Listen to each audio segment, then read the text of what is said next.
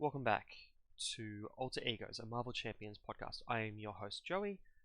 My co-host, Glenn, could not make it today. He had to flip to Alter Ego and recover, so it's just going to be me today. And as such, we're going to be doing an honorary deck episode because it's easier for me to talk about an individual deck. In this case, the deck I am showcasing is a Iron Man protection deck. With a bit of a twist. I call it the Inflappable Iron Man. So the big focus here is, instead of the standard protection Iron Man deck where you're going defenseless, using energy barriers, defensive stance, etc., to just never defend but still have high HP and just stay in Iron Man form and get your 7 cards a turn for as long as possible. I've actually flipped it and focused more on defending, which may seem silly because Iron Man only has 1 defense stat, but it's a deck that I've quite enjoyed because I've actually been able to, against the current scenarios, consistently trigger Unflappable, which is why you get the silly thing with the silly name with the Inflappable Iron Man. But the I've quite enjoyed this deck. I've actually always enjoyed a defending style Iron Man. I was one of the few people that I know of that actually tried solo protection Iron Man in core set, where it was really defense focused because that's where all the energy icons were.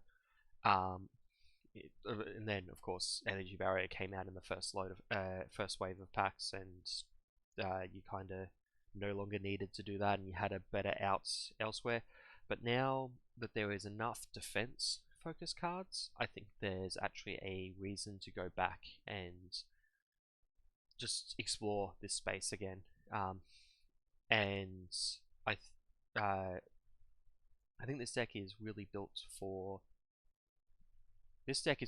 solo play, but overall it could be used in multiplayer as well, with a few changes, which I'll go into later when I get to changes. So if you're wondering why to play this, it's just fun. It's really enjoyable. I've spent like games where the entire late game I'm triggering Unflappable every turn, and just that feels really good, particularly as Iron Man, where you're already getting 7 cards. I've really enjoyed that. And because you can still make sure you can keep keep the threat down with your threat value,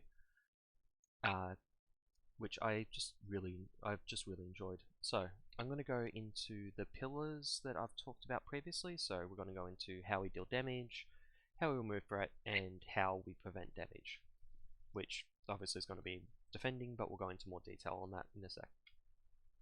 So dealing damage. Dealing damage is not really that difficult with Iron Man. You really just need, you got your powered gauntlets, you got your supersonic punches, and you got your repulsor blast, provided you put enough energy, and we are sitting at what, 17 energy cards overall. That's a decent amount of energy cards. It's not like an insane amount. You could definitely pad this a bit higher if you really wanted, but once you're fully built and you've taken out like the armored vest, the Unflappable, and I think there's a downtime in here as well. Yeah, there is. Once you've taken that out as well, the Quinn Carrier, you actually get quite. You take out a lot of energy card. You take out a lot of non-energy cards because they stay on the board, but you don't take out a lot of energy cards. So late game, your repulsor blast should be hitting pretty consistently around 5, maybe a little bit more. At least that's been my experience. I haven't actually run the numbers, which is odd for me. So damage wise, yeah, you got your gauntlets for taking out things with lowish hit points. You got your supersonic punches for big things. You've got your repulsor blast for things in the middle, or just generally doing damage over time. It's not really that big a concern, but you also do a little bit of damage with electrostatic armor because you are trying to late game defend every turn. And once you're defending every turn, you're doing an extra damage every turn, and that adds up as well. the next pillar would be how do you remove threats, and that's really easy. This is a solo deck. If you ready, you have 2 fort on your main character, and you also have the helmets. What is the name of the helmets? The Mark V helmet, which means that you basically remove 3 threat a turn, which is more than most characters can do, at least for free. And that's just pretty good.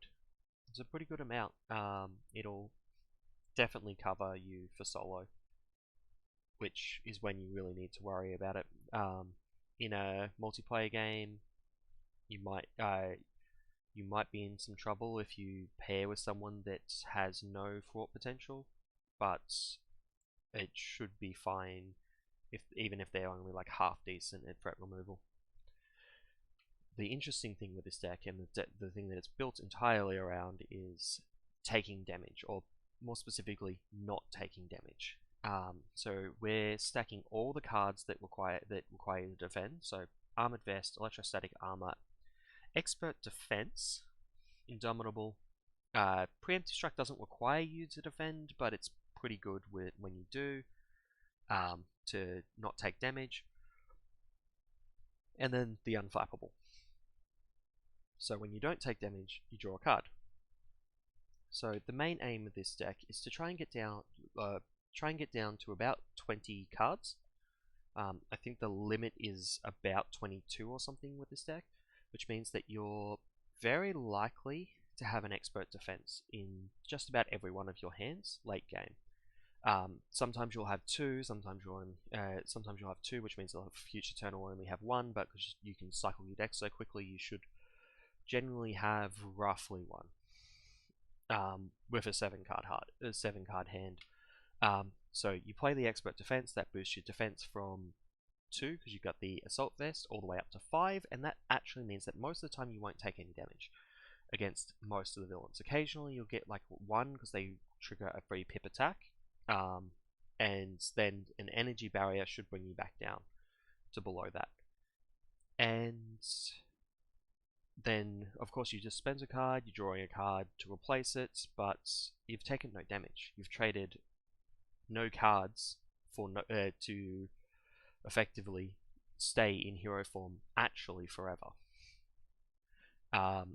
The one thing I did notice after I played this deck, so I actually played this deck and beat Mutagen with it, and every other scenario as well, but Mutagen is the most difficult, so I figured that's the one to mention, is that I have Indomitable still in here. This should, I don't think I ever actually triggered Indomitable. I think this should actually be Defensive Stance. It has the same energy icon, which means you're not affecting your Repulsor Blast, but it also gives you the option of being able to stall out those few turns when you don't draw the Expert Defense, which I think is kind of important. So that would be a change I would make, to extend the defensive capabilities of this deck, but you basically just defend every turn. It heals you for 2, which is not amazing, but you can use things like Preemptive Strike and Energy Barrier and Defensive Stance, and if you do make the change for the 2 Indomitables to become 2 defensive stances, you can use that as well to just not take any damage. Once you're not taking damage, triggering Unflappable, drawing a card, and that's good. And even I would generally try to go for the not taking any damage, because you might as well get the Unflappable trigger. But even if you don't, if you use some of these other cards, you should be able to get to a reasonable amount of damage resisted to justify you defending. And in solo Iron Man, if you manage to get fully built and stabilized, you actually end up just having too much thwart potential a lot of the time, because you're only putting 1 threat per turn on the scheme if you're staying in hero form, and who knows if you ever flip a side scheme or not. So that was that. Overall, this deck will have issues with you could theoretically have issues with a really big spam of like medium hit point minions. That's part of the reason I was really testing into mutagen formula, because the powered gauntlets and repulsor blasts, you don't really want to repulsor blast a minion, and the powered gauntlet is only going to get you 4 damage a turn, which if you're getting like 2 goblin soldiers or goblin troll goblin soldier every turn, you could get a little overwhelmed there. But I haven't had that experience when playing mutagen with this deck. And another thing with this deck is that I am running every tech card. I've got electrostatic armor, 3 copies of energy barrier, so there's 4 more tech cards than Iron Man normally has. So you can get to that 7, that magical 7 hand size in hero form a lot quicker. You continue building once you're up there, because there's a lot of cards here that need to be placed down, like Endurance, Downtime, Quinn Carrier, Electrostatic Arm, this whole defensive suite of cards, and your suit, and Pepper Potts and the Stark Tower. But you'll get there super quickly, and you just continue building from there. And once you've built everything, generally the game's almost over, but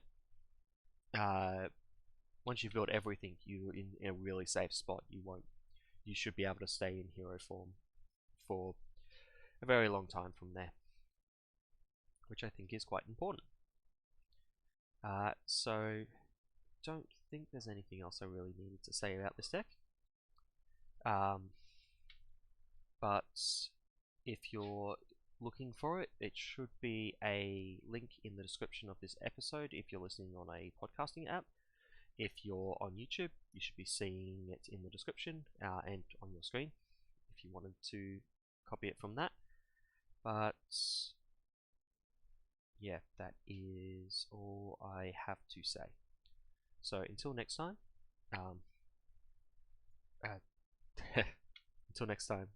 goodbye.